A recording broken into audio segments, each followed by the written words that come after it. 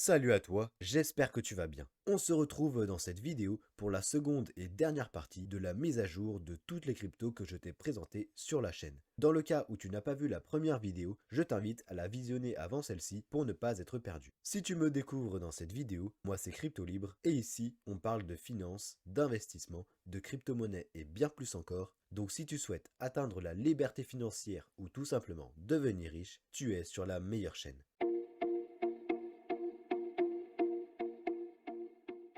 Dans la première partie, je t'ai présenté 14 cryptos différentes. On commence donc avec la première crypto de la seconde partie, sortie dans cette vidéo, qui est Ethereum. Pas besoin de te la présenter, tu la connais sûrement déjà. Même si son prix n'a pas bougé depuis la sortie de la vidéo le 11 juillet, je reste fortement convaincu sur ce projet. C'est pour moi un des meilleurs, voire peut-être même le meilleur projet crypto qui existe actuellement. Je n'ai pas besoin de passer trop de temps dessus car il n'a rien à se reprocher. La team travaille nuit et jour, la feuille de route est respectée, avec certes un peu de retard, mais dans l'ensemble, Ethereum est excellent. La deuxième crypto est le sol de la blockchain Solana. Tu es certainement au courant de ce qui s'est passé avec SBF et FTX, sinon sors de ta grotte et le sol est indirectement impacté. Parce que Solana et FTX étaient très proches et la fondation avait mis beaucoup de fonds sur la plateforme de plusieurs centaines de millions de dollars. Ils avaient aussi investi dans des actions de trading FTX ainsi que dans le FTT. De plus, FTT a acheté plus de 58 millions de sols depuis août 2020, donc s'ils n'ont rien vendu depuis le début, ça représente tout de même plus de 15% de la supply totale du token Sol. Bien évidemment, ils en ont vendu un peu, mais il ne serait pas idiot de penser qu'ils en possèdent 10%. Ce qui est énorme, Solana n'est absolument pas décentralisé. Bref,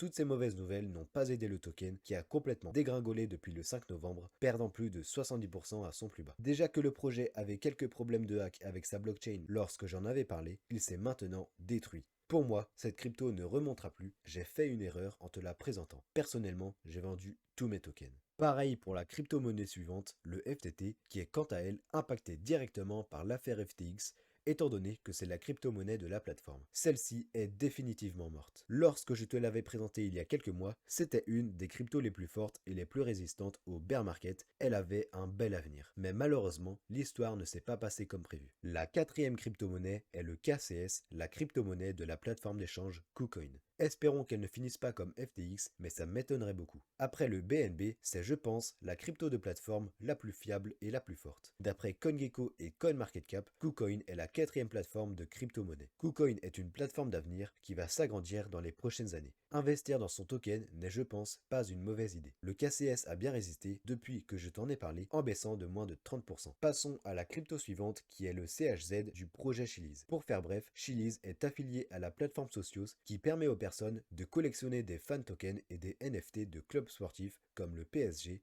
le Barça, etc.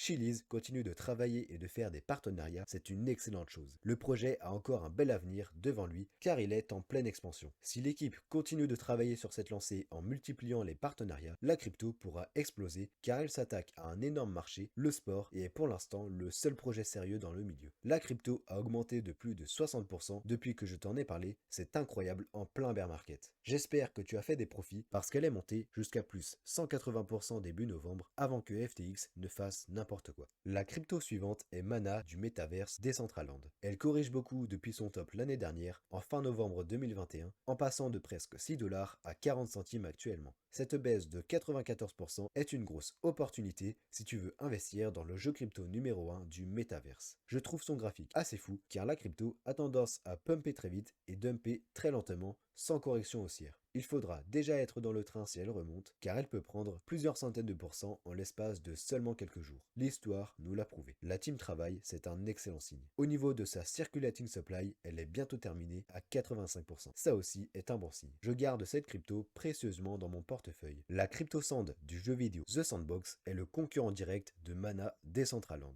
Pour ces deux cryptos, peu de choses ont changé depuis que je t'en ai parlé. Leur graphique se ressemble beaucoup, Sand a perdu 50% depuis le 11 juillet. Pas grand chose à dire dessus, les deux projets seront à mon avis toujours là dans quelques années. On passe à la dernière vidéo de Top Crypto que j'ai sortie une semaine après l'avant-dernière, le 18 juillet 2022. J'ai commencé par te présenter la deuxième crypto la plus importante de mon portefeuille, je parle de Ultra avec son token UOS. Ce projet a pour objectif de révolutionner le secteur du jeu vidéo en devenant une plateforme de distribution qui récompense généreusement les joueurs, les streamers et les développeurs. C'est un des projets dans lequel je crois le plus. Donc pour moi, il est encore d'actualité et je suis ravi qu'il ait baissé depuis la nouvelle de FTX de 35% comme lorsque je t'en ai parlé. Si tu veux en savoir plus, j'ai fait une vidéo détaillée et complète sur ce projet il y a quelques semaines, la vidéo s'affiche ici. La suivante est le algo de la blockchain Algorand, j'en conserve une toute petite partie dans mon portefeuille de l'ordre de 1%. C'est une crypto à grosse market cap, donc elle suit la tendance du marché en perdant moins de 30%. Cette crypto peut aller très loin comme elle peut très bien disparaître, ça dépend de ce que l'équipe réalisera. Car ils sont ambitieux, ils souhaitent résoudre le trilemme de la blockchain. Ils font beaucoup de partenariats en ce moment, donc c'est un bon signe. Cela nous montre que la team continue de bosser dans l'ombre pour réussir leur défi. La supply est terminée à 71%, c'est correct. Donc je continue à croire en ce projet tant qu'il continue comme ça. Si tu souhaites en acheter, ce n'est pas le pire moment. Après, je ne suis pas un conseiller financier, tu fais ce que tu veux. La crypto suivante est le Matic de la blockchain de Layer 2